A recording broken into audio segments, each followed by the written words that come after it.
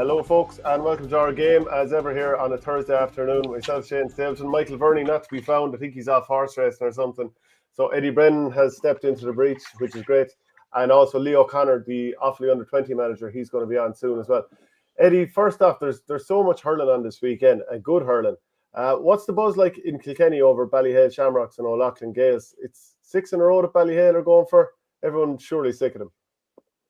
Yeah, yeah, and I suppose last year, they created a bit of history in that they put 5 together and they went top of the order of merit in Kilkenny. They went level with our beloved neighbours in 𝘱𝘳𝘀𝘀. So I suppose they stand on the brink of going top of the pile on their own, which in itself is an incredible achievement, given that their club only formed in, I think, 72, something like that. It was the coming together of a few parishes. So just an incredible achievement. We kind of, does club hurling in Kilkenny need, a couple of different winners? When you look at what has happened in Tipp over the last 6 seasons, I think 5 different winners. So that's the ideal scenario maybe for your county board or your development. You want to show teams that there's something there. But that's not Ballyhale Shamrocks' fault. I would absolutely and totally admire what they are and what they do as a club and what they've achieved from a small rural parish. So, but yeah, look, could the game in Kilkenny need, maybe a shake-up? Will it be beneficial one way or another? Yeah, it possibly would, to see a new champion there. And I suppose if you were to say from the start of the year who were the 1 or 2 teams that could get at Ballyhale, O'Loughlin's were probably touted as that team because they have a couple of really good, strong players there. They have a good underage coming through, and you have Brian Hogan taking them over. But they're going to need, I suppose, the performance of all performances to take them out. And yeah, like you said there's a lot of other very, very appealing mouth-watering ties. You have Saturday evening down Limerick, and then Sunday you obviously have the replay up in Tipperary. So and plenty of other, going on around. So all in all, a good weekend with hurling, but probably the pitches aren't going to give us the spectacles we'd all love. There's been a lot of water falling. Yeah, and like that's part of it, who can adapt. Like, the semi-final when Ballyhale put up 5-19 on James Stephens, who got 14 points. And I think it was something like 8 of those points came from frees. So 6 points from plays all James Stephens managed. Were you surprised with how comprehensive that win was? Possibly how comprehensive, but I always felt Ballyhale were going to win that match and win it comfortably because they just have too much quality all over the pitch. I saw, James Stephens beat our own club in Greg-Ballycallan this year. And, it was a match that, James Stephens, I suppose they were never spectacular. They made, the free taker had an off day and they still kind of won. And I think it was down to much of our lads just didn't fire. So, I won't take away from them either, but I just think James Stephens are probably lacking quality. They really are lacking, probably someone like Larks. They need someone like Owen Larkin, and they probably don't have that type of quality there at the moment. There's some good young lads coming through, but ultimately with Ballyhale, the problem is you curtail 1 or 2. There's always others there, like, you hold Mullins or you hold 𝘱𝘳𝘰𝘮, and then TJ goes mad and calls.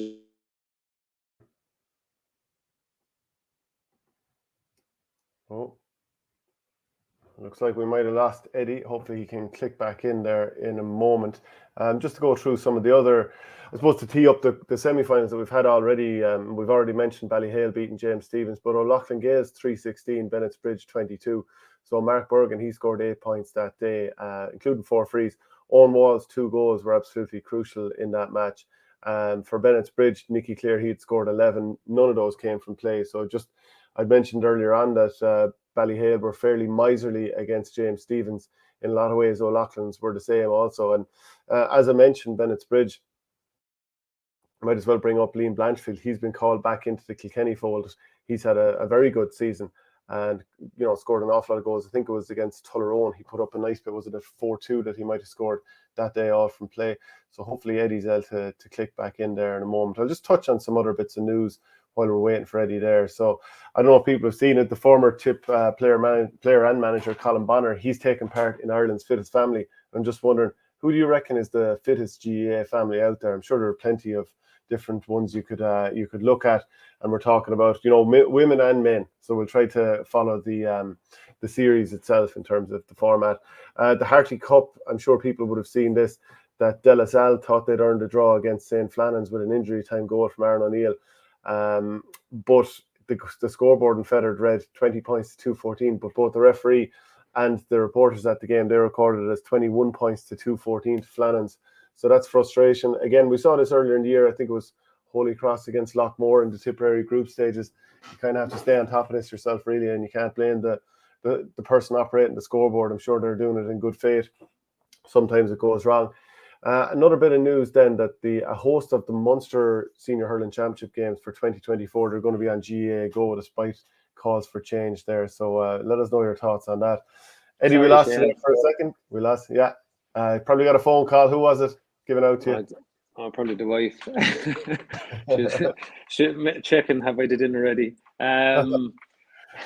No, just we were saying there about just Ballyhale, just the quality they have all over the pitch, and maybe when we think that they looked as if the Borough could have caught him in the quarter final, but that's what the good teams done. The teams that are hard to beat, you get a chance to take them, and if you don't take that, then they just get stronger as they rumble on. And sure, look, here's Ballyhale now in a county final where they love being, and if we're talking about hunger waning, it doesn't look it. And like I said earlier, they have a huge incentive now. This bunch has possibly surpassed the two previous teams in Ballyhale that won senior county finals and won a lot of them, won Club All Irelands, and then there was kind of Henry's crew, and now this crew have a chance to put six together and take the club to the top of the pile in the order of merit in Kilkenny. So no shortage of incentive there. And O'Loughlin's, look, if there's a team that have previously managed to probably upset Ballyhale a little bit the last time they won a county final, I think I was in that day, their midfielders, got into them and they just kind of rattled them early, and look, that was the platform. They built their confidence from there. But time will tell if O'Loughlin's have the quality. I think they're still going to have to pull out a massive performance to take out this Ballyhale team. But I do give them a good chance. Like Ballyhale are obviously absolutely brilliant. Keep winning All Irelands, keep winning county titles in Leinster. Is the quality in Kilkenny where it used so this Ballyhale is as good as that in the last 20 years, but is the quality in Kilkenny when you remove them from the fray, is it as good? Has it dropped a little bit? Yeah, I think that's a fair point. It's potentially too, like, I suppose maybe reflective of maybe the county setup. You'd say, look, we're still heavily reliant on TJ and one or two of the Ballyhale lads, whereas you'd say, look, when you have a strong club championship, you have strong performances in your club teams, you have strong standout performers, and maybe I think it's probably a fair point is that we're probably lacking a little bit of quality up front in Kilkenny at the moment, and that's not a criticism. It's just where we sit, and you have to look at it and say, have we enough quality to supplement TJ and that? We possibly don't, and maybe that's filtering through. Then the club situation is where Ballyhale still have enough to keep everybody at arm's length, and they're bringing through a couple of young lads too, 𝘱𝘳𝘁𝘮, Keneally, they've some of them coming through, so they'll always get a couple through, and sure, all they're doing is just kind of maintaining that bit of strength that they have, or the bit of quality. But it's probably, I think it's as much down to that maybe there's not quality forwards out among other clubs, real quality that can that when Ballyhale have that average day at the back, that you need a quality forward to take advantage of that, and maybe they're just not out there at the moment.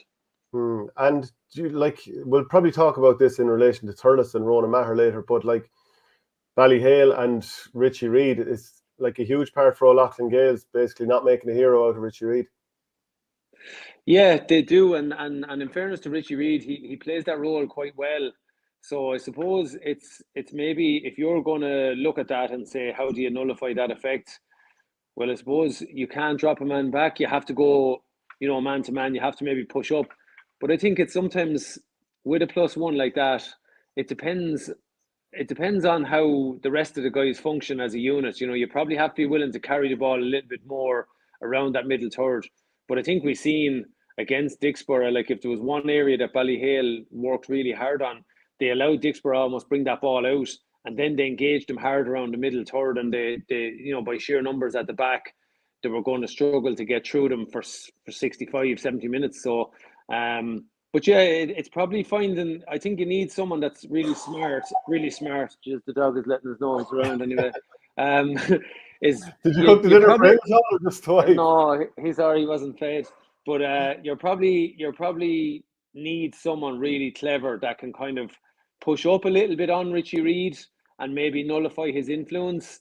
And then maybe sometimes you see teams they sometimes set up where they box in a guy like that, so they close in. If he sits as that out and out six, they close in around him, and that's easier said than done. Is there any matchup in particular that you think is crucial here? To me, like there's too many forwards that Ballyhale have that can punish you to just say, Ted, stop. You can't just say we'll lean over towards TJ or we'll lean over towards Colin Fennelly. You know, you've 𝘱𝘬𝘁𝘮 and Adrian Mullen. There's just too many lads. So what do O'Loughlin Gaels need here? I suppose they just need to really click. They need to have that day of days, and that's, we talk about, that flow and getting into that flow. They probably need a good start as well, because Ballyhale have shown that, they're not best till they're nearly, pushed into the dressing room. They're just such a hard team to beat, and they have such belief in themselves as well. They hang in there and they hang in no matter what's happening. But I suppose, like I said there, you need quality, and maybe, we will see on Sunday, have O'Loughlin's that quality to go man to man. You probably need, a couple of guys to perform above and beyond. And maybe if you look at half that O'Loughlin's defence, there's three of them there, serious performers. If they step up and say, I'll take TJ, I'll take, that's probably what they need. And they probably need to win all three of those battles. So if you get Mikey, Hughie and Paddy Deegan to take on three of them, you're still looking at another, you have Colin Fennelly there, Owen, Mullen, TJ, Keneally, Shortle, whoever, the mix is. And even Colin, the last day I thought against Dicksboro on one leg, he looked seriously injured. He still got a point at the very ends, and he was barely able to walk away from the spot he struck it. So that's what Ballyhale do better than most.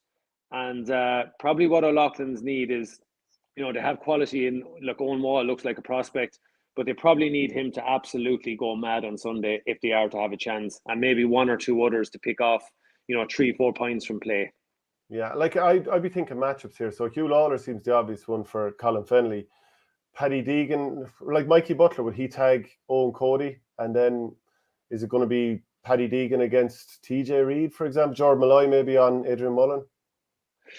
Yeah, you wouldn't know either. I think it looks that way, but Adrian Mullen likes to go off out around the field a little bit. So, could Digo go out there? He's comfortable playing up the fields. Could he be the one that you say, right, we're going to tag him, but equally, Digo, we want you to maybe try pick off a few scores, and then, like, we see what Ballyhale can do. Like, they're cute enough the last day. Did they lob all three of them into the full forward line in the early part of the Dicksboro match or something like that, or the village match? You turn around and there's, Adrian Mullen, TJ and Owen Cody sitting inside Campton the square, and you're just kind of going, that throws maybe your game plan out the window if you're kind of going to say, well, I think Adrian Mullen will maraud around, and that can just mess with your head straight away. But obviously that's just a tactic to maybe do that, distract you a little bit, because Adrian Mullen will play out the field. He'll roam all over the place, and that's what he's brilliant at. We used to, I want to come on to Liam Blanchfield being called back up to the Kilkenny fold again. But first off, who do you think is going to win this game? It's hard to go against Ballyhale. Yeah, it's hard to see it. It really, really is. And like I said, at the start of the year, if you're looking at it, Dicksboro are always in the mix. And, while they have this heater of a league campaign where they polish most people that come into them, they just, whatever it is, come championship, they've got over the line a couple of years ago, but they just haven't got back to that. And they have a lot of quality, they have fitness, they have hurling, they have everything. They're just perhaps lacking that tiny bit of steel. And after them, it is O'Loughlin. So for me, if there's a team going to do it, it's potentially O'Loughlin's. But like you said there earlier, they need everything to go right. They need lads to hurl out their skin, and they need probably contaminated water maybe in Ballyhale the night before or something like that to maybe upset them. And they're just a mighty bunch. And like I said, from a Kilkenny perspective, we would love someone fresh, but you cannot but take from them or just admire Ballyhale. They're super, super club. And it's not like O'Loughlin's can try to rough up Ballyhale either, because Like No, O'Loughlin's do have big backs, but like their forwards are a smaller size profile, so it's probably just not going to work if they try that. no, and look what you're missing too. Like you look at even a few years ago, like someone like and Colin Fennelly is a bit like that because he's while he's not shooting the lights out, he's still so effective. He takes defenders. He takes watching. If he breaks a tackle, another defender gets sucked in. It was a bit like when O'Loughlin's, won their last county final or the one before. Like Martin Comerford was still a guy who took an awful lot of marking. I remember even the day I think he was marking Kevin Mullen in the last county final that he played in, and like he was a handful for him. Like so, and they just don't have that. They have a couple of young forwards, but maybe they're just not at the. Like you said there, I think the one thing Ballyhale do is they tick all the boxes when it comes to how you take them on. I don't think you can go. You have to go into the trenches, but you have to be able to balance that with hurling and hurt them with scores. But the one thing you won't do is you won't bully that Ballyhale team too handy. And like you mentioned, Colin Fennelly there, like Liam Blanchfield could potentially be that type of player for Kilkenny now that Derek Lyng has called him in. I'm not saying he's the exact same, but he's a big target man who will physically test you. Do you see him getting a run second time round? Yeah, sure. He probably has a good bit of work to do, but he has definitely shown a few glimpses of what he's capable of. And I think it's maybe, I suppose, an element of a frustration with Liam is that he kind of never got that flow where he was a go-to man for goals and stuff like that in the same kind of way that Colin was. Like Colin was a real, I suppose, bear on the square really, in that he was able to finish the goals and he was a handful physically. So I'd be hoping, Jesus, Liam Blanchfield is a top fella. You'd be hoping that he's going to come back into the fold really, really hungry and maybe looking to make up for the couple of years he missed. But I think it's a hard thing to do, to step away from intercounty hurling for a couple of seasons, especially at the level it's at now, and reacclimatise to that. I think it'll be a testament to his skill level and his hurling. He'll probably need every league match he gets to get back up to speed. But I think with where Kilkenny stand now, he has a good a shout at getting in there as any forward that's available in the county at the moment. Yeah, it's a good point actually when lads step off it, because look at like Jack McCaffrey and Paul Mannion last year. They seemed to pick up an awful lot of injuries when they came back to that extra level. Now maybe it's coincidental, but it's a good point. Now before we go into the Tipp final, it teases up nicely to bring up David Herity going over to the dark side as the Tipperary goalkeeping coach. You're flirting with it as well, being involved with 𝘬𝘓𝑚 Maybe you're going to be next wearing the Tipp crest there, but you must be surely slagging David a nice bit over this. No, actually, I haven't spoken to him at all, and I don't think I can now after that. But I know. Look, geez, I think, and I haven't really. It's gas. No, I haven't spoken to anyone in Kilkenny about it. Like, I mean, it's one that you kind of go, wow, Jesus. That took courage. In fairness, I'd have to admire that side of Harrow, and having sat beside him for years in the dressing room, he is. Look, and goalies they're obviously a mad breed as well. They have to be to play in goal, but I think it's brave of him, and he was a brave goalkeeper, no more than any of them are. But yeah, it's I suppose the role is a little bit more specific, but and we've seen. Look, this is starting to become a little bit more Premier League type, isn't it? That player, that lads now, which would have been looked at as once upon a time going, no, you can't cross that road. And now look, I suppose it's maybe a bit softened in that it's specifically a goalkeeping coach, but I've no doubt Liam Cahill has he'll want to lean on your experience. He'll want that to rub off, and ultimately, if Kilkenny or whoever way it is with Tipp, I think it's Kilkenny. Kilkenny have to go up to Tipp this year. Is there Nolan Park? Not sure. Yeah, I don't know. We hammered you in Nolan Park. No, it was Nolan. It was in. Oh yeah.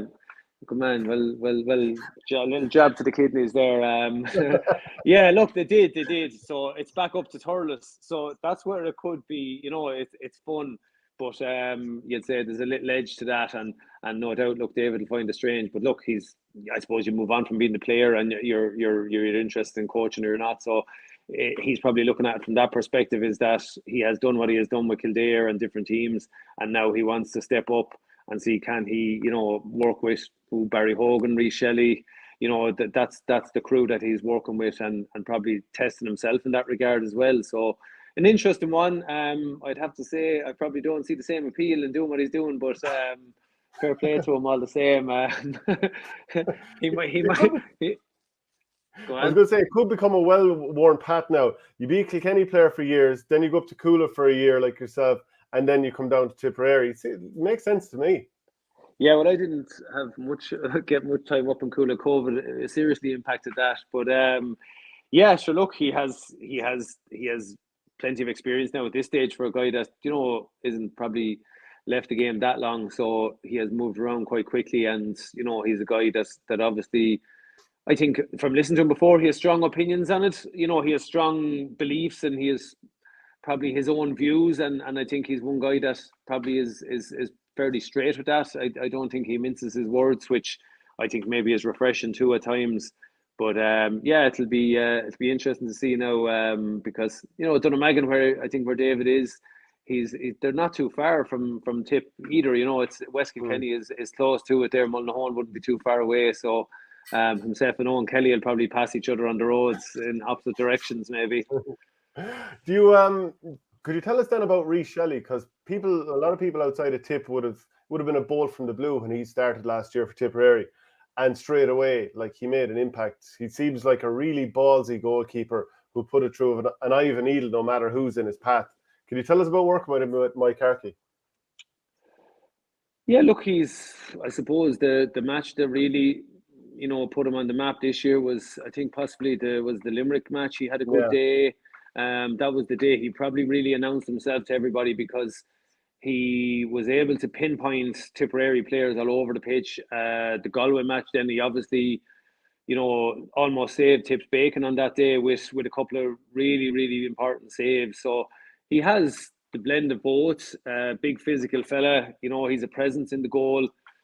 22, 23 years of age, going on 23, I think. So, he's, himself and Barry Hogan are obviously going to have fun, vying for that spot. But to be fair to him, he looks to have, wrestled that jersey from Barry Hogan last season. So the big challenge for Reese now is to hold on to that and consolidate that position, because I firmly believe that an inter-county team that's going to be successful, you probably have to have a number one goalie. I don't think you can have number one and a halves or two lads. Yeah, it's grand at a point where they are wrestling for position or they're fighting for it. But I think you really have to have a nailed on number one goalie for real continuity at the back, for real stability among your backs. So that's the challenge for Reese. Like I said there, he has a lot of things to his armory, and he's still a young guy. He's doing a lot. He's a lot to learn still, but by God, he ticks a lot of boxes. He has huge range to his puck outs. He can score. There was a couple of matches this year. He was able to, even take a ball off a corner back, moving out off one side of the defence, and with a bit of a breeze at his back, he could ping points, come out and take frees anywhere from the 21 to 45 and nail them. So yeah, he's a good fella, and like I said there, he's learning. He's starting out in his county journey, and no doubt, I think once he has that mindset of wanting to learn and wanting to improve, there's no reason why he can't go along and consolidate that. And I'm not preempting something. I'm obviously a small bit vested in him, because as I said, I'm involved with 𝘧𝘚 Boris, and I'd love to see him go on and consolidate that position. But like I said there, I think it's what he can learn and how quickly he can learn all that and develop all the areas that he is good at.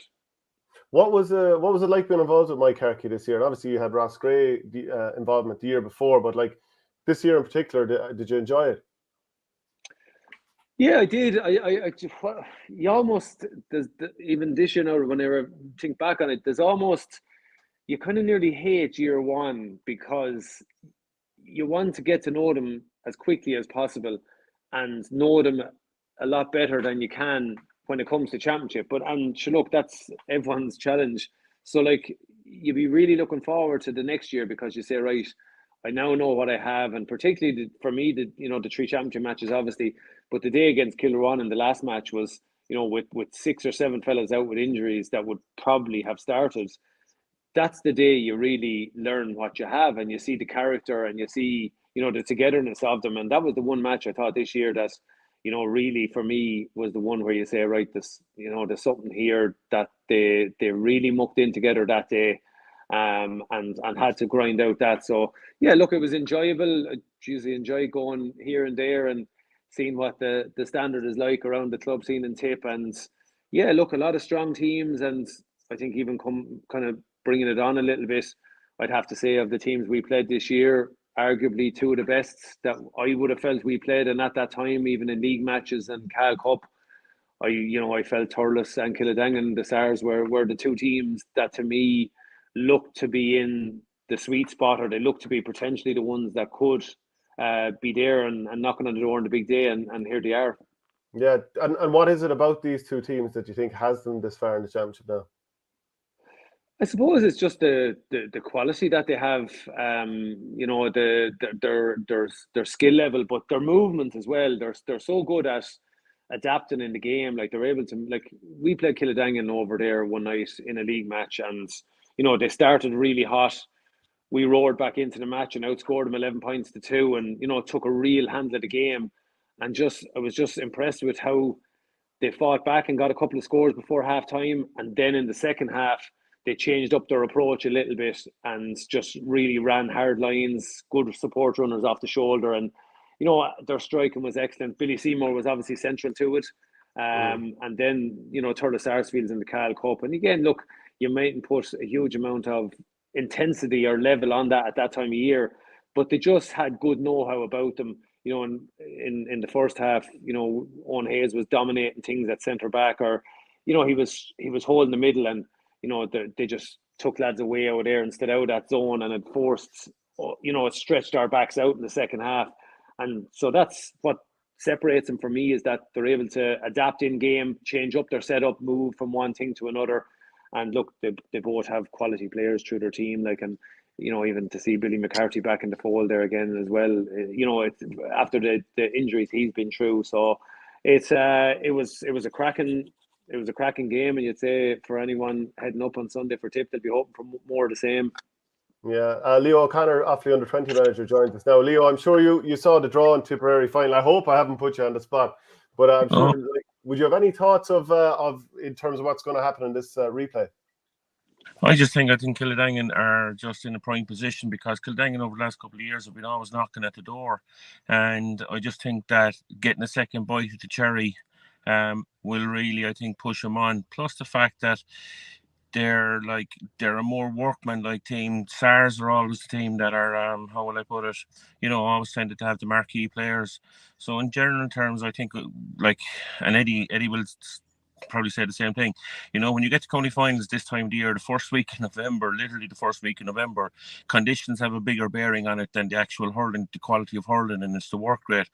And what it boiled down to, Shane, is the team that really wants it most on the day, because, a bounce of a ball, like as Eddie knows, we're both forwards, and, a ball comes in and it sticks and you expect it to bounce, and, they're the things that it gives the defender that little bit extra time to close down teams.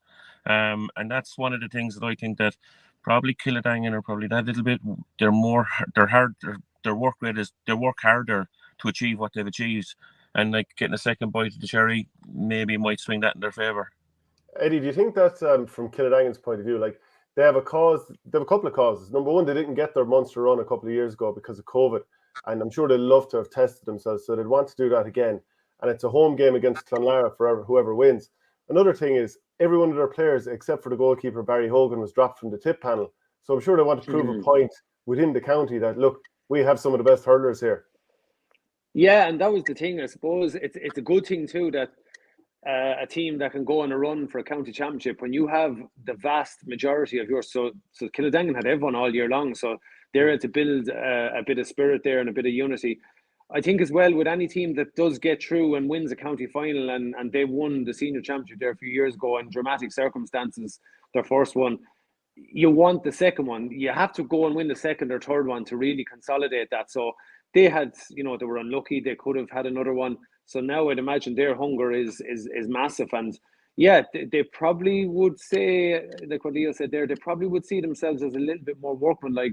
But equally, that's an aspect of Thurles' game. When you go back and look at the Borris-Lee match this year, they just devoured them. They really just devoured Borris-Lee with work rate, and it was their forwards as well. So they have that too. But yeah, I think you can't underestimate either the conditions. The conditions are massive, because what's going to happen, and I think this is the trick probably for teams that are going to go along and win a county championship, is that you have to say it to yourself, and this is we talked about earlier, Ballyhale, mistakes are going to happen.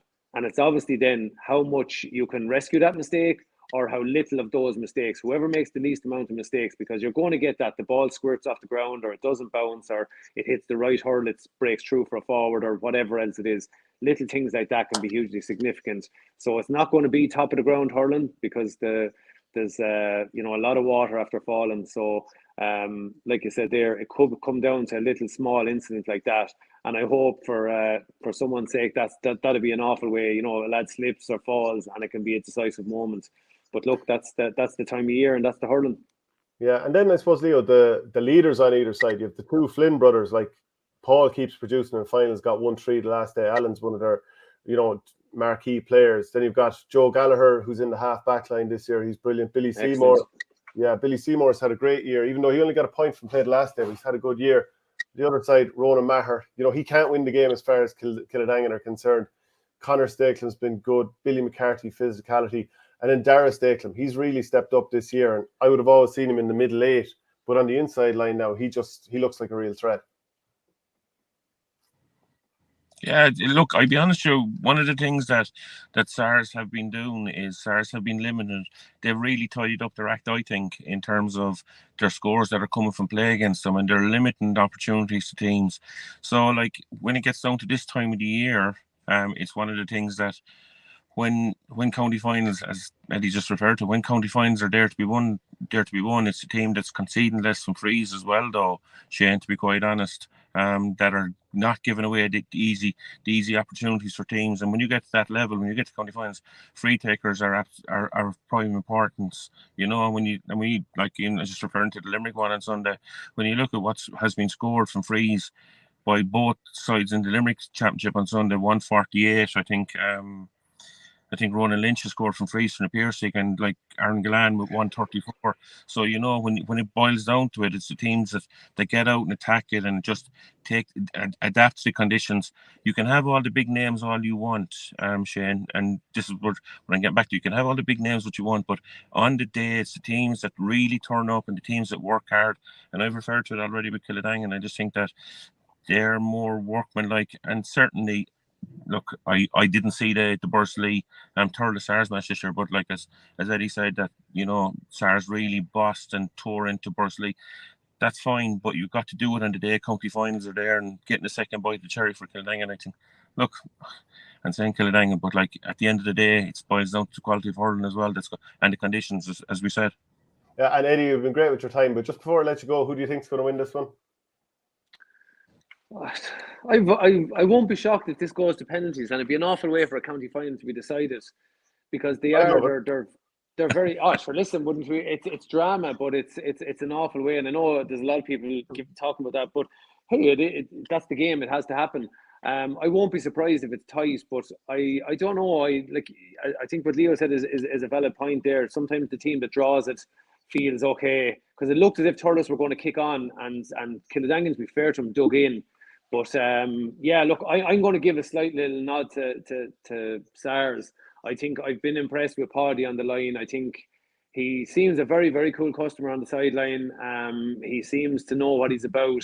And I think it's very significant that he has, taken on this, given how close he has been to that team and hurled with all of those guys. That I think it's a very, very brave thing of a lad to step away from playing when he'd love to be playing probably, and then just seamlessly a year later go in and manage those guys. I think I suppose it shows how the high esteem he's held within the club. Yeah, for sure. Well, look, Eddie, thanks very much for joining. We'll do it again soon. Man. Chat. Cheers. I'd say, Leo, I'd be going for a Thurles to win this one, just to edge it slightly, but I would say puck of a ball stuff either way. And like, let me give an insight into what you thought. I thought the quality of that Tipp final that we saw a few weeks ago was probably a nice bit above in terms of the physicality, and I just thought it was a better Tipp final than we've seen in a while. I think Shane, and like I'm living, as you know, I live in Newport. Like I just watched a lot of Tipp hurling this year, and I think the standard of club hurling in Tipp is really, really good. Be it at senior level, be it intermediate level, be it whatever junior hurling level. Like I think the standard of hurling is really, really good. It's just that the difference that I think when you look at the Tipp final compared to the Limerick final, when you see Patrick Swell on Sunday with Diarmuid Burns, Cian Lynch, and Aaron Gillan, three like there are three hurlers that could end up three hurlers there in the last 3 years, right? But you just don't have that. How will I put it? The marquee players. Okay, Ronan Maher is a really, really good player. As we said, Kiladangan are more evenly balanced. But it's just what it boils down to, Shane. And I'm repeating myself here. Conditions, the team that makes the least amount of mistakes, and that really works hard. And that's why. And another noticeable thing that I just think about Kiladangan is they have a good backup. They seem to have a number of players, that are all at a very similar level, and that when you put that together and go with the factor of the Tipperary senior hurling panel with Barry Hogan, like, so from that point of view, I'm just giving it to the boys that I'd be just giving them the slight nod and having come from where they came in the drawing match. So it's like, we're out to prove a point, and we'll get no bigger opportunity than for the rest of the year, other than what's going to go ahead on Sunday. And the way Willie Connors came in, he came off the bench because he hasn't been 100% right. Former county panelist, of course. He was brought in and he played as a sweeper, and maybe it caught Thurles a little bit off guard. If you were Kiladangan, would you be thinking, that worked brilliantly, let's do that again, release Alan Flynn to maybe mark a drifting wing forward and punish him going the other way? Or would you be thinking, maybe we won't do that with Willie again? What would you think? I just think, like, I met Willie at a junior hurling match. Newport were playing Kiladangan earlier this year. I just thought him how the injury was coming along, and I just talked to him, and he just said, when you try something like that, when you get a marquee situation like that, and it works one day, Shane, it doesn't always work the second day.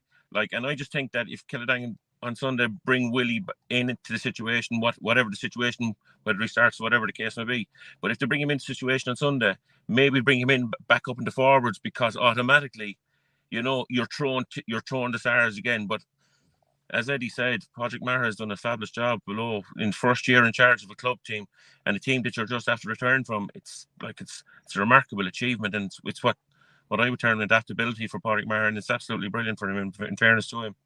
Yeah, and they lost a replay a couple of years ago, the last time they were in a final. And I remember the semi-final being in Thurles when Sars played Kiladangan, and the best player on the pitch was Paddy Maher. So to think a couple of years later that he'd be the manager instead. Yeah, it's the whole adaptability of it, Shane. It's unique in that occasion, Yeah. So the Limerick final is on this weekend, of course, as well. And Epirshik against Patrick Swell. It's a fairly blockbuster final. You've already named the three big lads, Gillan, Burns, and Cian Lynch, of course. Yeah. And Epirshik have no shortage of stars either. No, look, it's one of those marquee situations where, look, I suppose you could have said at the start of the year, Shane, the 4 teams that would reach Limerick senior hurling semi-finals, actually, true to form, all 4 of them reached. Doon, I think Doon will regret the semi-finals, the penalty shootout. I think that'll come back. It was a huge opportunity. I don't think the Epirshik were at their best. But in terms of, that's one of the situations where the Epirshik had beat Doon so heavily earlier in the championship this year, and for them to come back and to perform the way they performed, and the Epirshik, we'll call it enough there.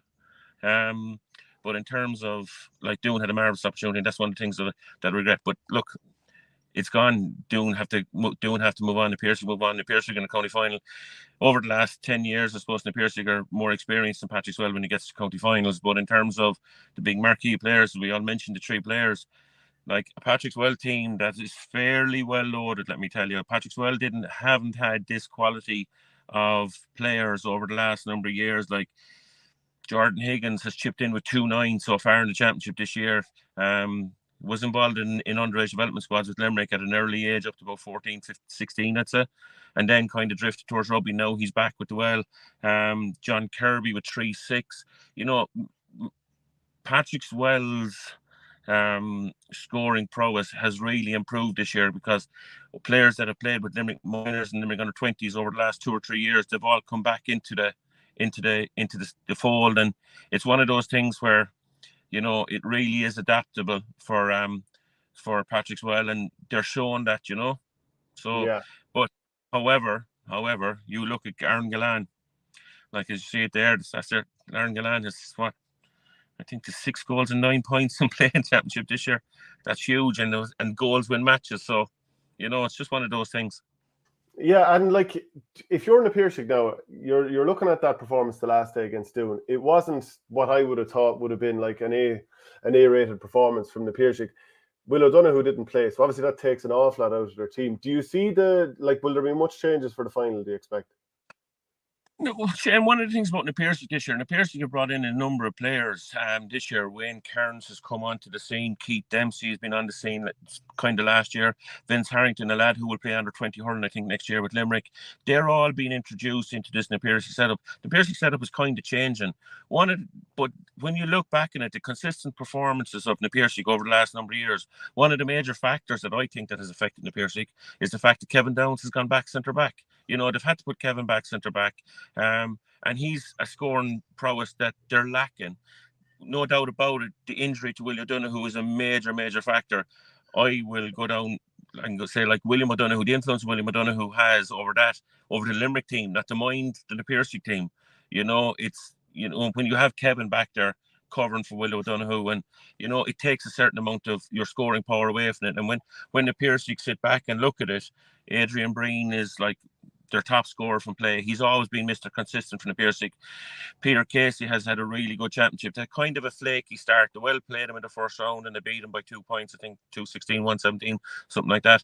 But overall, it's a very hard one to call now, Shane, on Sunday. And like, I'm not sitting on the fence here, but like, it's the team that goes out and attacks this again on Sunday, and like, as I said, goals win matches, and Patrick's Well have the firepower with Cian, with Aaron, with John Kirby, with Jordan Higgins. So, like, it's not as much.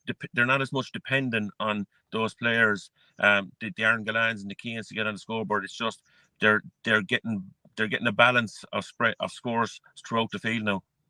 And like Cian, if you're to even just go on the All-Ireland final display, he's back to the Cian Lynch that we saw there for a few years when he was winning Hurler of the Year.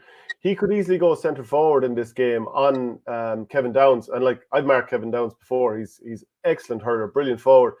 And maybe it was just the semi-final only, but I felt he looked a bit of a fish out of water at centre back, which surely Patrick Well are looking at and thinking, right, let's put Cian Lynch the nightmare on him instead and see what the 𝘕𝘃 have to do. Yeah, I don't disagree with you, Shane. I'm not saying that Kevin is a fish out of water. Kevin is a very, very good hurler, but it will depend, because the role that Cian plays, and this is what we're probably referring to, whether Cian is playing centre forward or centre field. If he's centre forward, he still covers centre field for you because he comes so deep to help out. And it's when he does that, you're then taking your centre back out of play, if you know what I mean. And Kevin he can't leave the centre wide open. You know, so I just think that it's one of the things that the 𝘕𝘃 could go and have to look at in how they cover Cian Lynch when Cian comes so deep. There's a lad in the middle of the field, a young lad this year from in the middle of the field, 𝘧𝘳𝘁 Carey. He's played, he was on the All-Ireland Colleges team with 𝘱𝑚 Reach that won the All-Ireland Colleges 2 years ago. So like, he has an influence, but yet he doesn't have that experience when there's a Cian Lynch coming out prone around the place. And there's like, with that little middle third, you have Diarmuid Burns, and we saw in the semi-final like what he can do when he comes up the field. And like, Cian has the opportunity to turn and go into Aaron, or else if he has an out ball, to look for Burnsy, and Burnsy can deliver pitch perfect ball into Aaron. So that's one of the areas that the centre back midfield partnership for the 𝘕𝘃 on Saturday evening is going to have to be perfect. They're all going to have to know their job, and that's where I think the tactical battle that Shane O'Neill and Cohen on the sideline from the 𝘕𝘃 are going to have to close down Patrick's Well around that middle third of the field. Mike Casey versus Aaron Gallagher. It's box office stuff, really, isn't it? Isn't it? Like, yeah. I suppose it's a testimony to what's gone on in Limerick hurling over the last 10 years, I suppose, you know, that you have all these players, they're so used to probably marking each other inside in training, they know each other inside out, and then it reverts back to the quality of ball that Aaron Gallagher gets in. Like, there's very little Mike Casey can do if Aaron Gallagher is getting pitch perfect ball inside. The only other option that he has, he either comes in front and plays him from the front, and gets his two cornerbacks crowding in around him. Now, Cathal King's an experienced individual around the place as well. So they might, go 50-50, go level and just play the angles. And if the ball's coming from the angle that he gets his cornerback, he calls his cornerback. But it's all about communication. It's intriguing. And it's one that I'm really, really looking forward to sit back and watch how Aaron as well, because no better boy, because when you think that's when Aaron's his most dangerous, because he's hovering around the back of you. Mike Casey has a role as captain. Mike will be variable as well, and he'll be getting fellas around and getting organised. And that's one of the things you can't take your eyes off of Aaron inside, So it's going to be an intriguing matchup.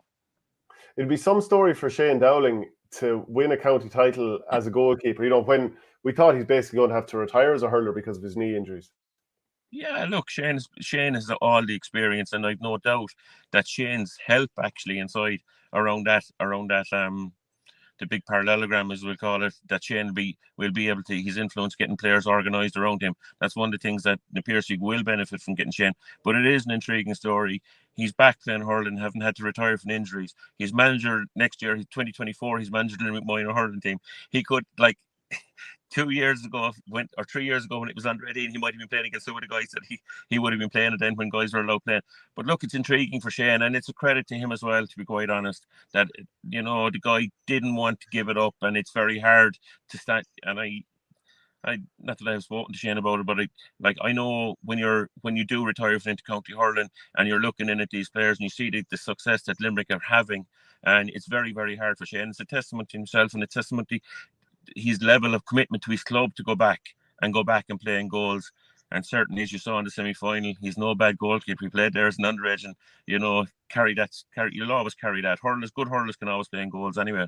But it's a term of his distribution as well. His puck outs are absolutely top class from the Piercy this year. And of course, just back to Aaron Gilland, and 112 the last day from 13 scores from 13 shots. I mean, this lad surely has to win hurler of the year. The body of work he's done over the last couple of years, never mind just the season in itself, surely he's owed a hurler of the year at this stage. Yeah, but it doesn't always, as we know, Shane, it's not always Mr. Consistent that way, could Limerick go back and get 12, 13 All-Stars like they got two or 3 years ago? No, because I think that was a wake-up call for everyone that was, of the situation that existed. But in terms of, he deserves it. He's, in hindsight, or when you look at him over the past number of years, he has been Mr. Consistent. He has been Mr. Dangerman, and he has missed out on one or two occasions, basically because players have really, really stepped up. Like Dermot Burns' shooting from long range has been phenomenal. Yeah. Cian Lynch, the year he got hurler of the year, he was streets ahead of everyone. He guided Limerick. His guile, his experience, his hurling ability, and more, his hurling foresight, I suppose, really, to see what other players can see. And that's when you have three players like that, Shane, but it's fascinating, isn't it? You've three players that when you look at it, any club team would love to have three players that are probably going to end up as hurlers of the year the last 3 years. And earlier in the year, Gilland, there was all this talk, and Gilland was playing soccer with Creeve Celtic. So my question is he any good at soccer? Do you have any idea? But sure, Aaron, I do. I've seen Aaron. I've seen Aaron. Aaron is a sportsman. And when you've that level of ability, he's able to play. Aaron's positional sense. Sure, Aaron, it was like Kieran Carey. Kieran was a phenomenal soccer player. I remember Kieran signed with Fairview at one stage in Limerick as well. I was playing FAI Junior Cups with Fairview. It's phenomenal. He's just a phenomenal sportsman. When you're able to play it in his head and at that level, Shane, it's nothing phases them to step up to that level, and it's a credit to him, and it's a credit to Aaron. I know, look, he probably needed a break as well, to be quite honest, in hurling, and that was I suppose a pressure release going away playing the soccer and stuff and so forth. And it is what it is, Shane. And a guy like him, and it's something similar to Shane Dowling, that he can come back 2 years out of hurling, come back up, pick up hurling, go back into goals and play in a county final. When they have it, and that's it's a matter of getting the fitness levels into them. And look, they're all in superb shape. That Limerick team are in superb shape, and I can't speak highly enough of them. And so, if you were to put your neck on the block about the final, who do you think is going to come through, the Piercy or Patrick's Well? I've always backed in Piercy county finals. I think they're in a little bit of transition. I think, as I said, the likes Emmett McAvoy coming in. I know he was there last year, but the Patrickswell, I think, they've improved. As I said, Jordan Higgins, John Kirby, these players are all beginning to come of age. Sunday, I will just give the nod to Patrickswell, but it'll be an intriguing county final. I don't think na Piarsaigh hit the heights anywhere near this year's championship where they feel they could be. But if they do that on Sunday, they could get over the line. Peter Casey needs to perform big time. Adrian Breen needs to perform big time. Kevin Downs needs to really step up to the plate and start controlling a situation for him where it is, as I said, tactical wise, it's really important for na Piarsaigh to shore up the centre. But my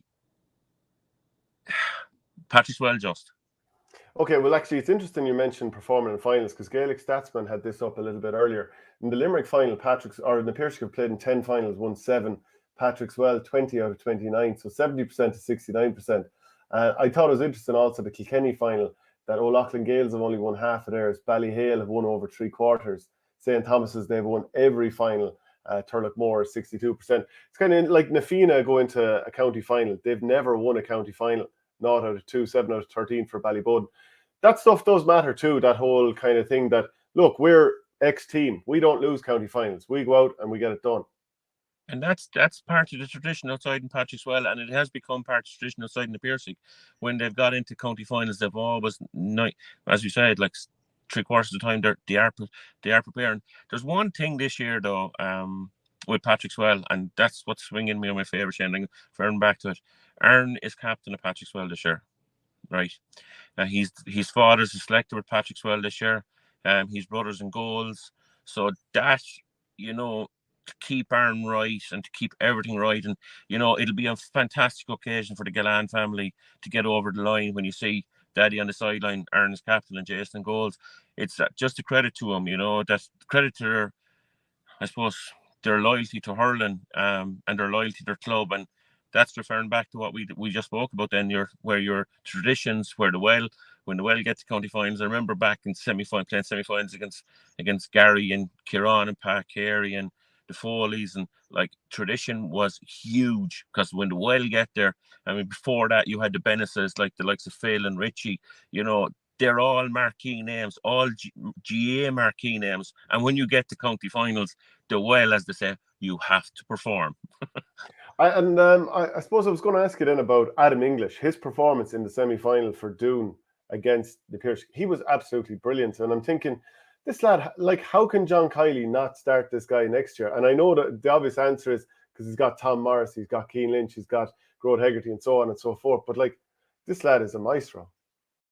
Yeah, but I just think Adam has been caught between a rock and a hard place in terms that he's performing for his club out around the middle of the field, out around the half-forward line.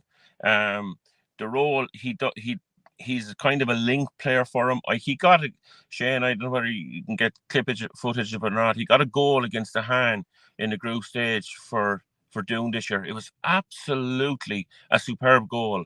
It was his ability to run, link up with players, take the short ball, deliver a ball, take the hand pass back and stuck in the back net. It was absolutely superb. I was at the match outside in Capmore. It was an absolutely brilliant goal. And like I said, yeah, Adam has really arrived. And like, as you said, county semi-final, he really performed for Doon this year. But it's the strength and depth that's there. Like Barry Murphy, he looks for. Yeah, here it is. Yeah.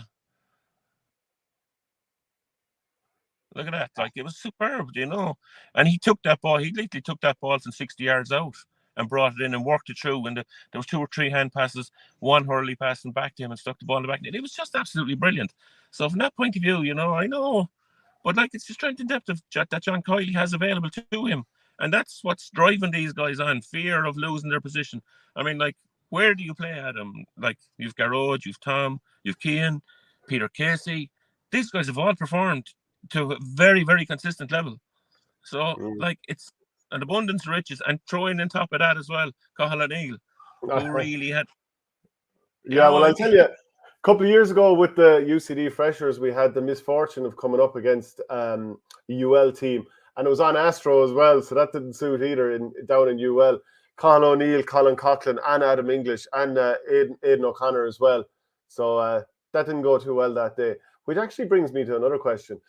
Oh, like, would you know much about the UL freshers this year? I'm just kind of doing a bit of research there at the moment. Adam Screeney, your man Adam Screeney's down there, is he? I was at a UL freshers match on Tuesday evening. They played Mary Immaculate College Tuesday evening. I went inside to watch it. No, Adam wasn't playing. But I tell you this now, it's fair scary to go in and watch them on AstroTurf because the ball is bouncing. Young Leahy from Cork who came on to sub in the All-Ireland on 20 final. Anthony Keady is there.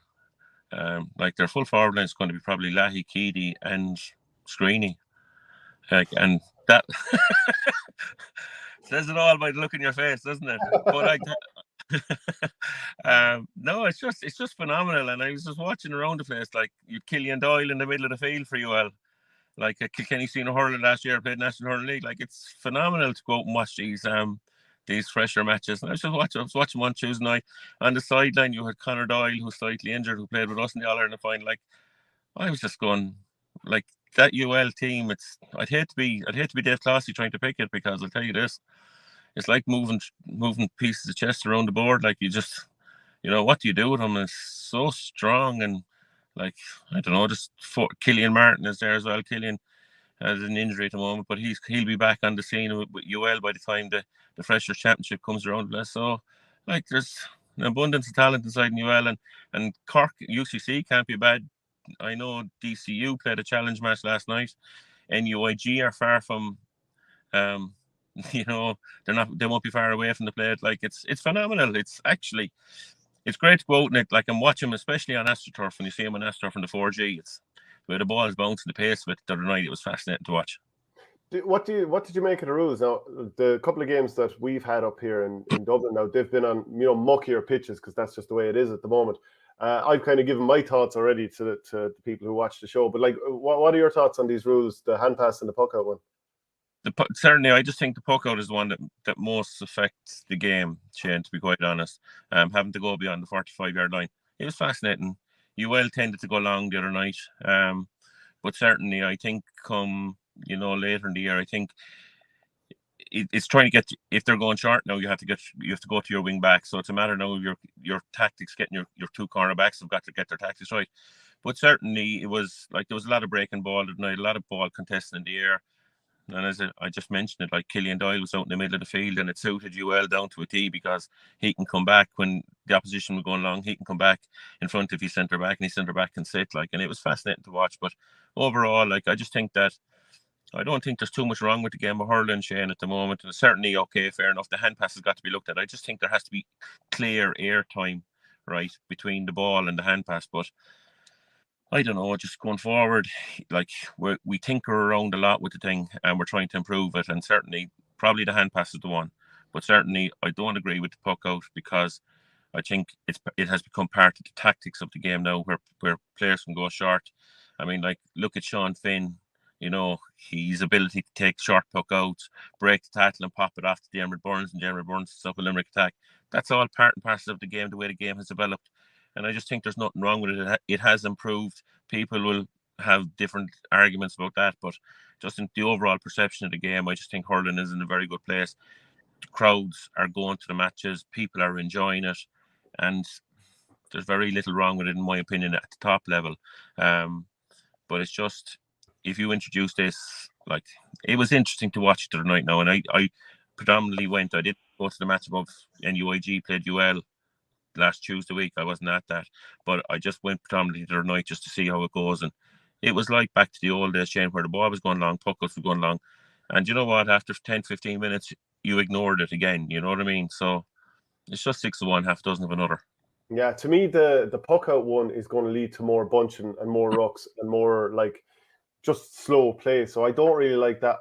For the most part, I don't mind the hand pass one because for the referee, his job is now simple. He doesn't have to worry about a throwing ball or whatever. Except though, like if you come out in a situation and you win a really good hard ball, let's say you're coming out your own 14 or whatever, you win a good hard ball and you run into traffic and you're being half bottled up, you now have no legal way to transfer the ball to anyone. Yeah, your trail and hand chain has been held at times coming out of a tackle. I thought so you can't do that, like. Yeah. So your trail and hand has been held, and I saw it. And the one thing that I just thought the other night, Shane, and this is my tuppence worth in it, I suppose, from the puck out, right? And you said it now about the bunching.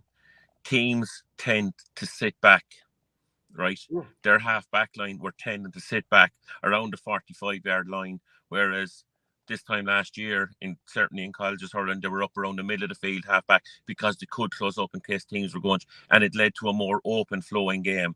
And that's the one possible thing. Like the other night, teams sat back in their 45 line, because obviously the Slitters know the way they are. They travel a lot further. UL's puck out the other night was coming down top of Mary I's half back, and it was just, they were crowding it, and certainly the midfielders were trying to come through in it.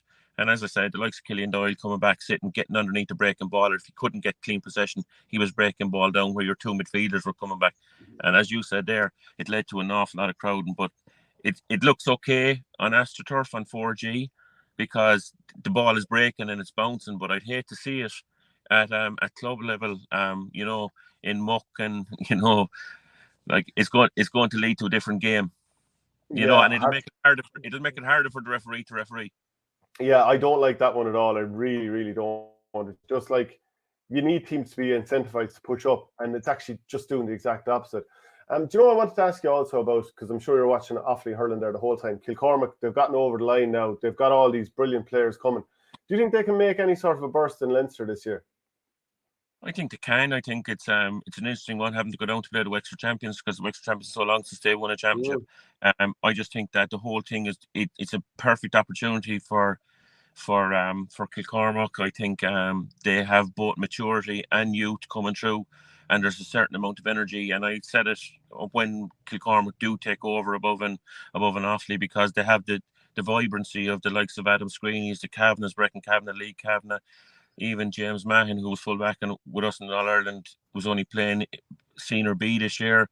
You have Diggy Hand. Like, there's a lot, 𝘱𝘳𝘰𝘮, and there's a load of players there that are lining up. And Adam has come through playing senior this year with them.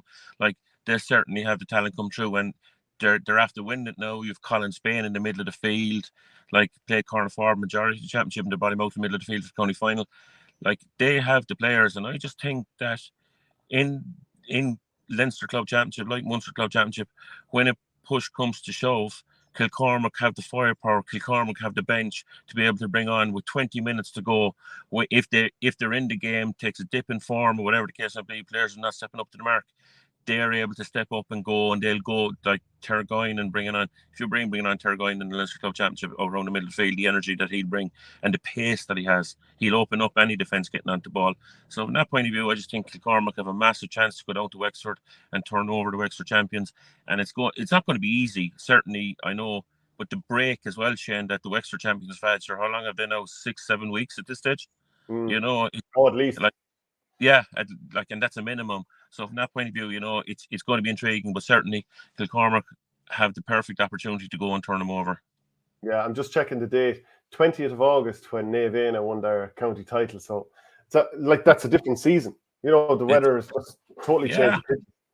Yeah, Yeah, go on. Sorry, we're getting caught in between two stools there. But just of the other teams across the country, like in terms of the club championship this year, and I'm not sure what county championships you've been following, but like we've got a Dublin final this weekend, Nafina against Bowden. We've got a Galway final, 𝘱𝑒𝑐 against St. Thomas's, who are looking for 6 in a row. That's probably the perfect final, isn't it? Yeah, it is. Yeah, with all that tradition, the last team to do 6 in a row, aren't they? Above Galway. Like, it's perfect. Who are you looking at as the real sort of top 3 or 4 that can really push for an All-Ireland club title this year?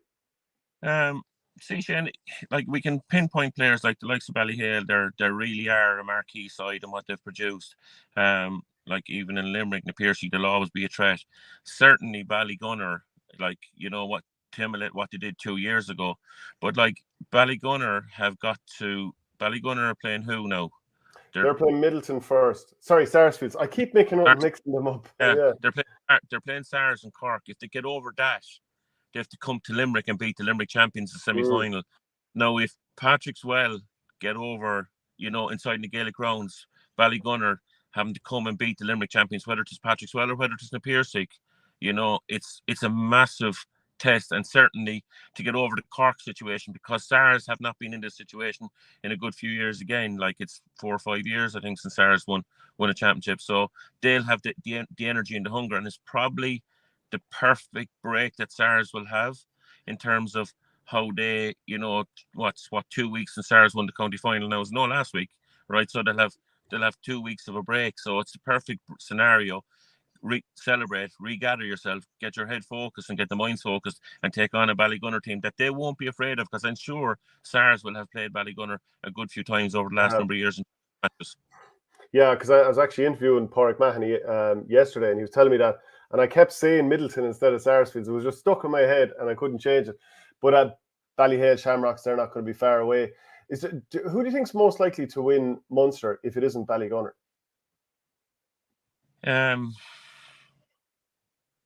And just by the way, Richard Hogan says Ballygunner travelled to Limerick last year, so surely it's the other way around. It's actually not. It's going to be in Limerick or Cork, whoever wins that team, that quarterfinal. I know Ballygunner are around somewhere where I'm associated with it the weekend as well. They're going to play in a challenge match, I think, above in Kilcormac, I think, the weekend. I'm not sure on Saturday. But I just think that Limerick, I think the Limerick champions, whoever the Limerick champions, have a very, very good chance, because a home semi-final.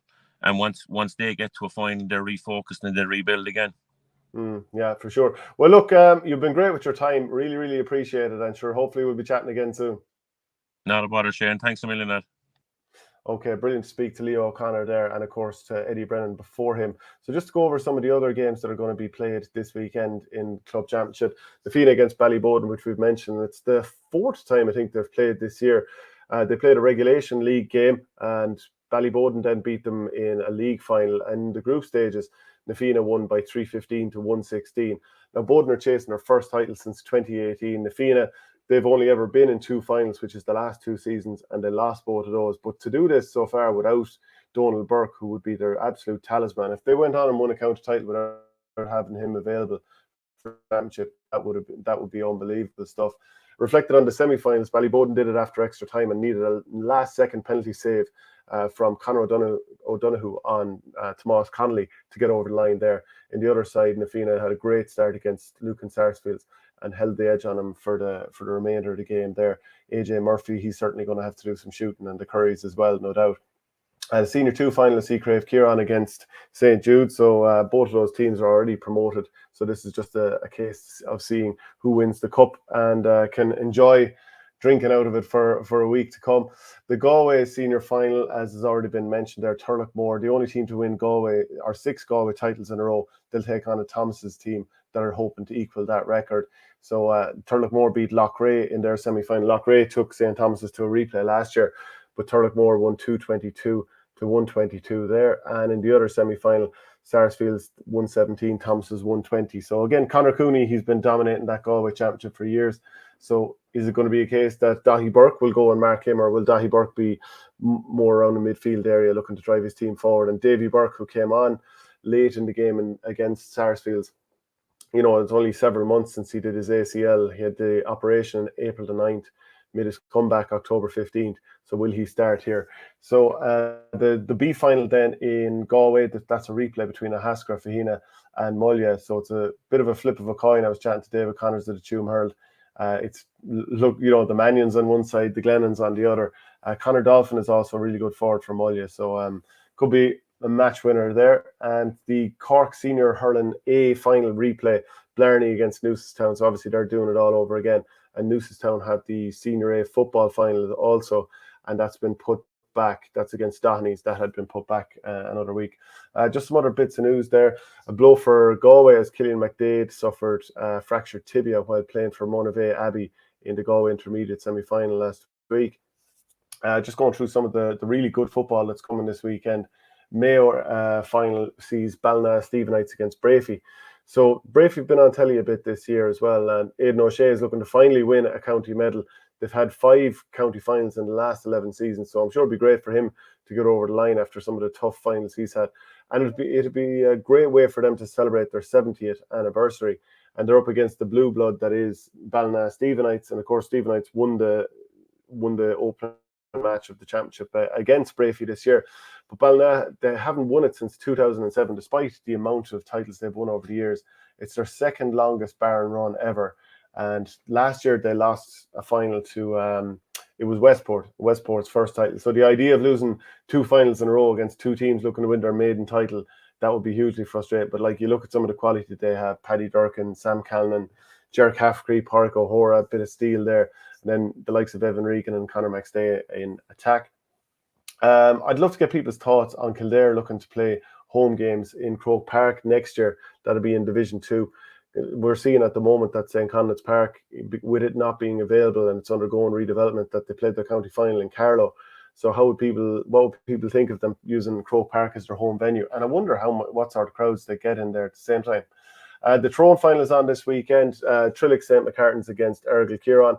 So the sides met in the 2019 final, which Trillick won. And 𝘱𝘰𝘮𝘀, now this would be huge. They'd become the first team since Carrickmore in 2005, I think, to retain the Tyrone title if they get across the line here. And you just wonder how far they can go beyond this, because like, you look at the team that they have and some of the players. Aidan McCrory, veteran, obviously Tyrone player. Cormac Quinn, Joe O'Goose, who we've seen play for Tyrone in recent times. Peter Hart, I mean, the Kavanagh trio of Darry, Rory and Tommy, ridiculous lineup of players there. So you'd imagine they could do something in Ulster if they get there. But they're against the Trillick team that, they've been leaning heavily on the likes of Lee Brennan and Richie Donnelly. And to do all this without Matty Donnelly, and I've kind of mentioned it already, that Na Fianna are in their county final without Donald Burke. Well, Matty Donnelly would obviously be just as important to Trillick. He injured his PCL, his posterior cruciate ligament, and broke his tibia playing in the Kilmacud Sevens a couple of months ago. And earlier this year, he put off hamstring surgery to prolong his inter-county career. But I mentioned that they won that final the last time the 2 teams met in the final in 2019. The year after, didn't Trillick go and lose the county final to Dungannon, I should say, on penalties. So that was their last appearance there. They'd certainly, with Jody Gormley in his first year, he'd want to put that right. And Rory Brennan was saying in the Irish News, in terms of 𝘱𝘰𝘮𝘀, the amount of players that they have right across the board, they probably have 20-25 men that have represented their county at some level, which seems to be fairly on the money based on the players that I've mentioned. That's just the tip of the iceberg. But you'd imagine that 𝘱𝘰𝘮𝘀 might have just too much there. Castlehaven, they'll meet Nemo Rangers in the Cork final. So it's Nemo's 5th county final appearance in 7 years.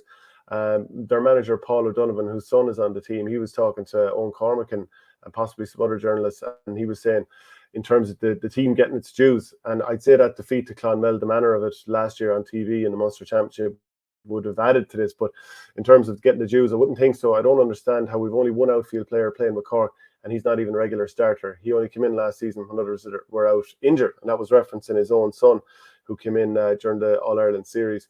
And bar Michael Aig Martin in goals, we have one outfield player. The Bars have 2 outfield players, and yet we shared the last 6 county titles between us. I find that strange.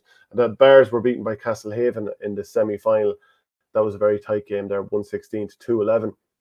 And it's the first county final in 4 years for Castlehaven. You'd kind of wonder why when you look at some of the players they have. Damien Cahalane, Conor Cahalane, their brother Jack, Mark Collins, Michael Hurley, Brian Hurley, I should say. Like, a lot of brothers there. You often hear that term that teams are built on brothers. Well, certainly they have plenty of them there. The Derry football final will see Glen against O'Donovan Rossa, and that's the Glen looking for their 3rd county title in a row. And no doubt they want to get all the way back to Croke Park and put right some wrongs of last year.